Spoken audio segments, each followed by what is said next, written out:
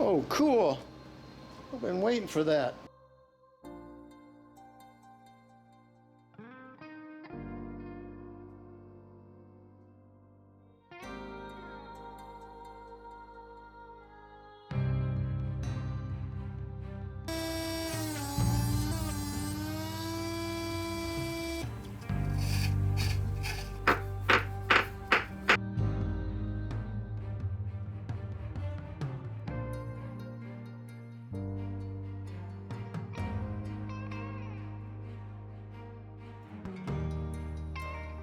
Well, good evening, travelers.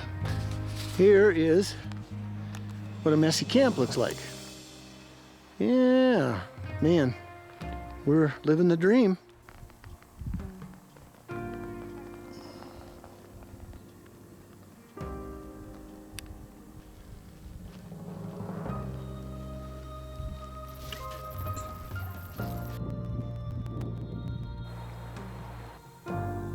It's just amazing what you can see if you'll sit in one place and just glass for a little bit. Just hold still for an hour. All creation is a song waiting to be sung. All of nature like a prayer waiting for a tongue.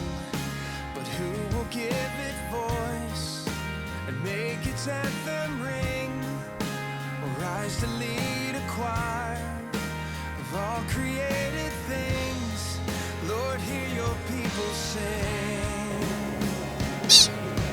Blessing, honor, glory, power to creation's King. Songs of earth and songs of heaven join as one to bring. Sing it, blessing, honor, glory, power to creation's King. Right back up here, to the side of me here, feeding along this way. I've got 4 bucks. One really nice, easily a 180 frame.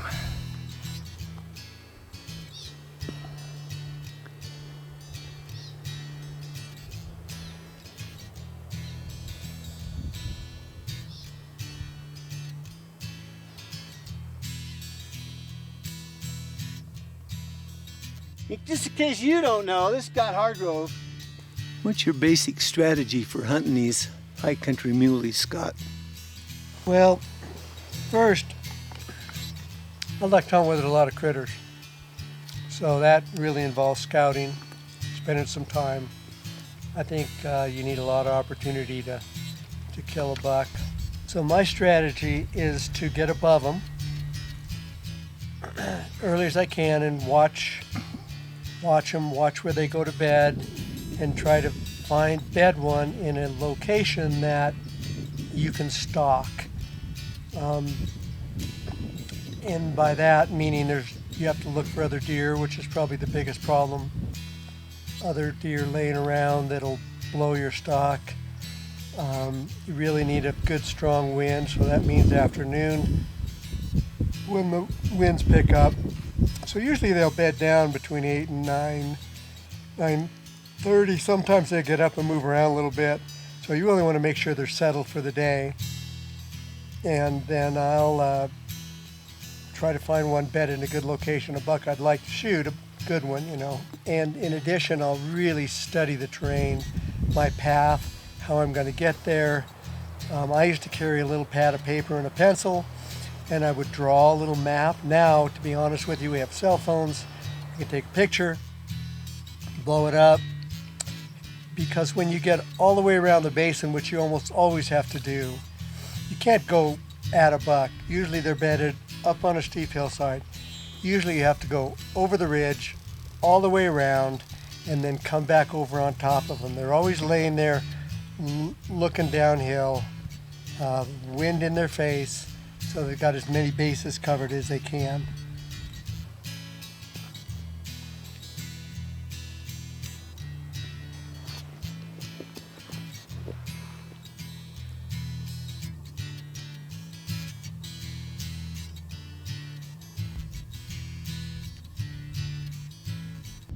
Well, I'm just getting back from a stalk on this really cool buck we call Sticker. We saw him this morning at about 9 from the top of our little lookout perch here, and we watched him till he bedded down. So I went up the top of this mountain, which tops out at 12.6, and around the ridge line and popped up from the other side so I could see where he bedded. I think this buck is 34-inch wide 4x4 with the biggest eye guards I've ever seen, and probably a 6-inch sticker. He is really cool.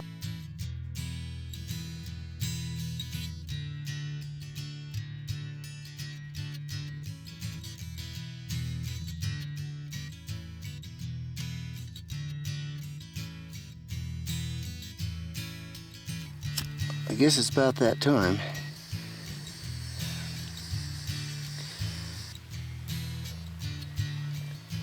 Yeah, we're backpacked in here, a little bit under 5 miles. Been in here 14 days.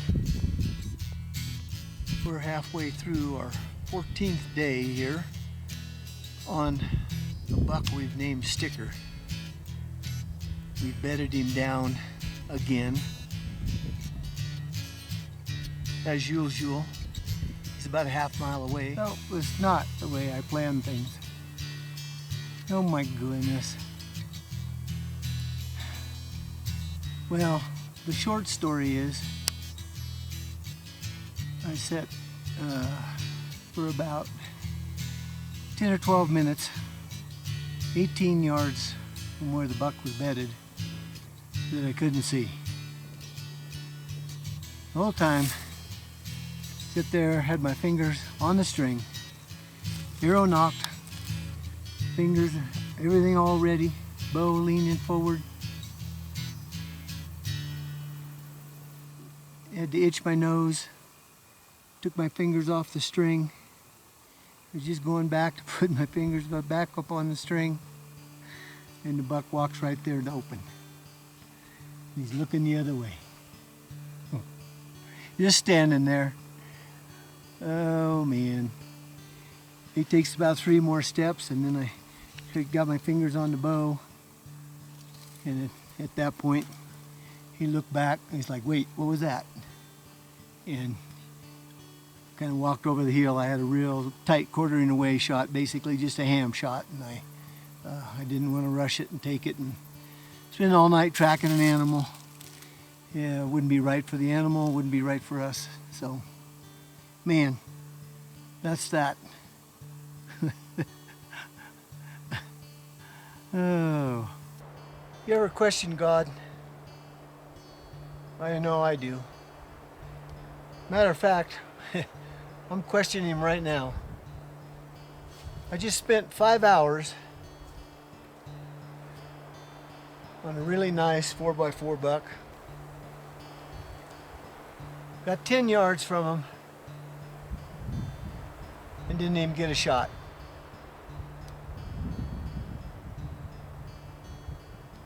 Well, I think it's okay if we question God, as long as we don't presume that we know what the best answer is.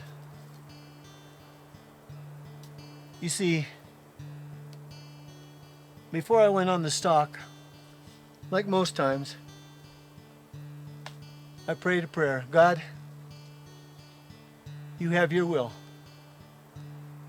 Either give me a good, clean shot, which harvests the animal quickly, or allow me to miss. Or in this case, no shot at all.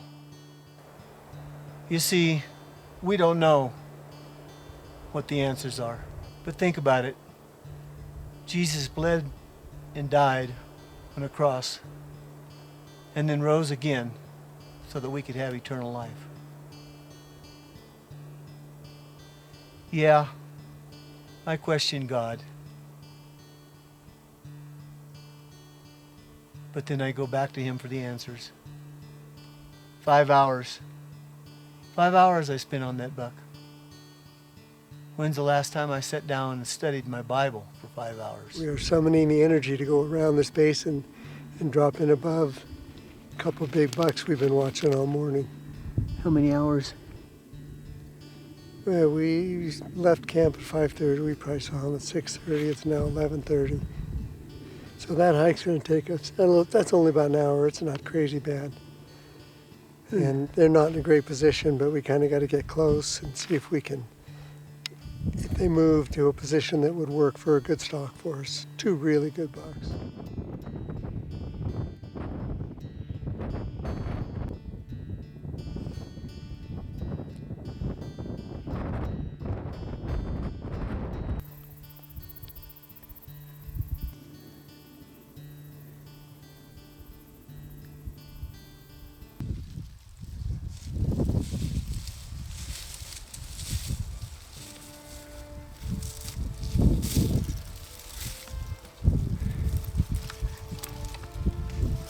Thank you, Lord.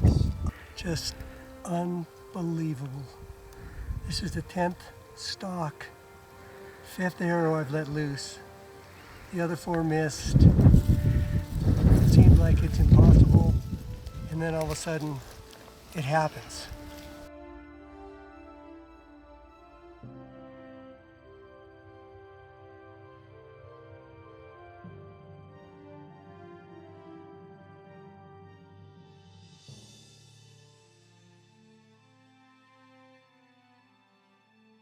We've been watching this buck.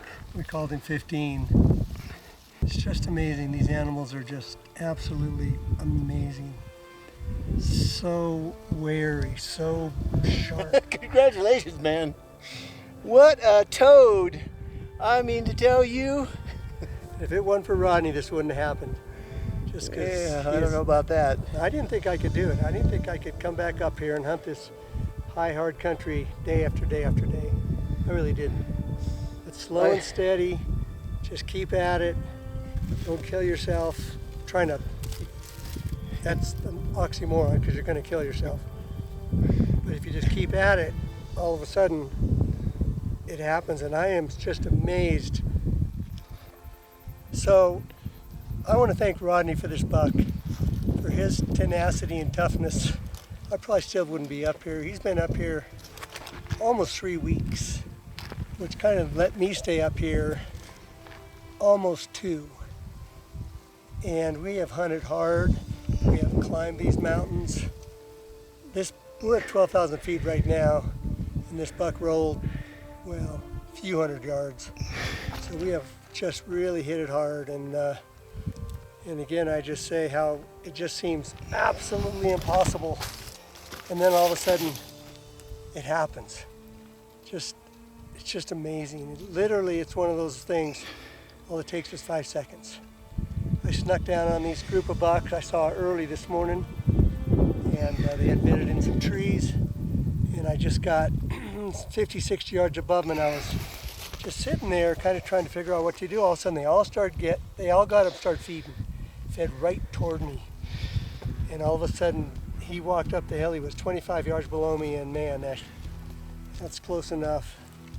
And we have seen this buck and a couple other really big bucks.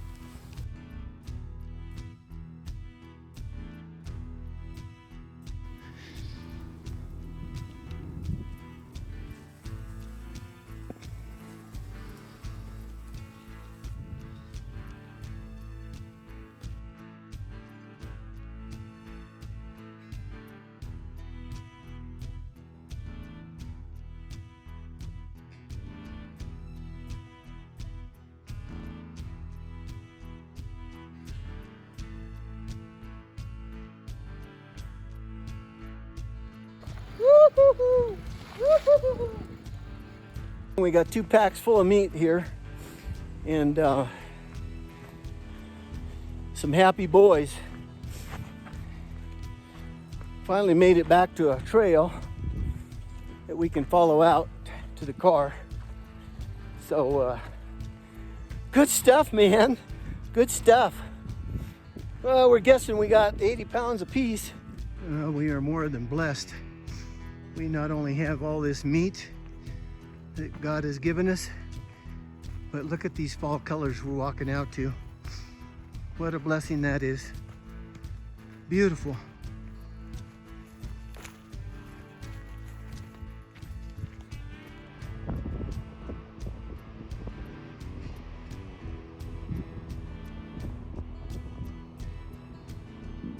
bucks, we use little passes, or saddles as we call them, like this to cross from one valley into another.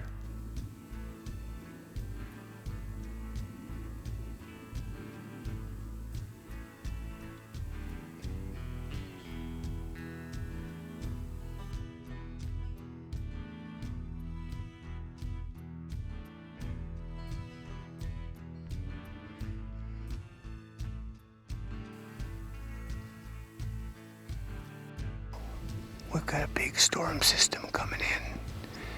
It's supposed to be multiple days. I've spent the last 2 hours with our friend Sticker. Problem is, he's still out there, and I'm still right here. Got down to 80 yards. He had 8 other bucks with him, and so what I was doing was trying to get where I've seen him go before. Everything was working perfect, and the tall 3-point I got on video, I don't know, he just decided to go straight on out that way, towards the opposite mountain. And then they quit coming this way. They didn't follow him, but they turned. Right now I'm watching Sticker. He's probably a quarter of a mile away, all by himself down below me. So, I don't know. I had a good wind coming down the hill, and it just didn't work out. That was my 10th stalk. So according to Scott, I should have my deer now. Some might wonder why on the last day I just let that buck go. Well, there's a little pass right there, and my hope was that Sticker was right behind him.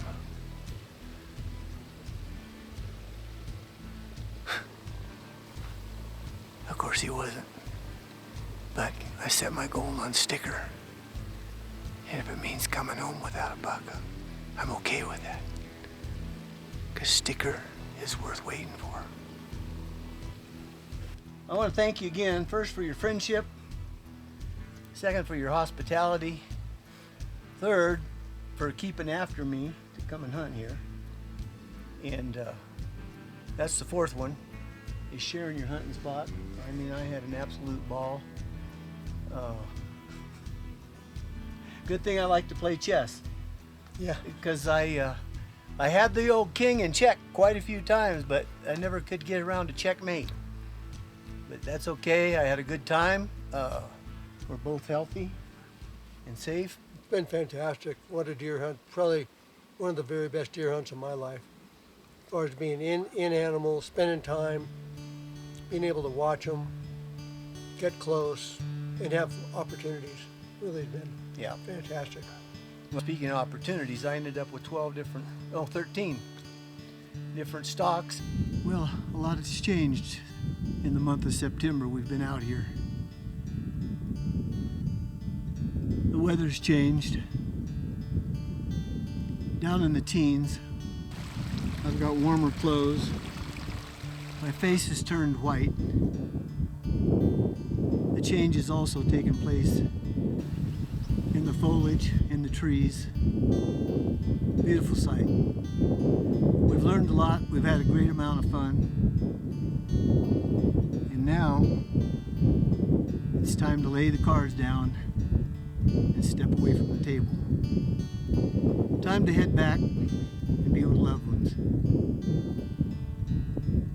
We had a great time out here. Hope you enjoyed it too. Take care.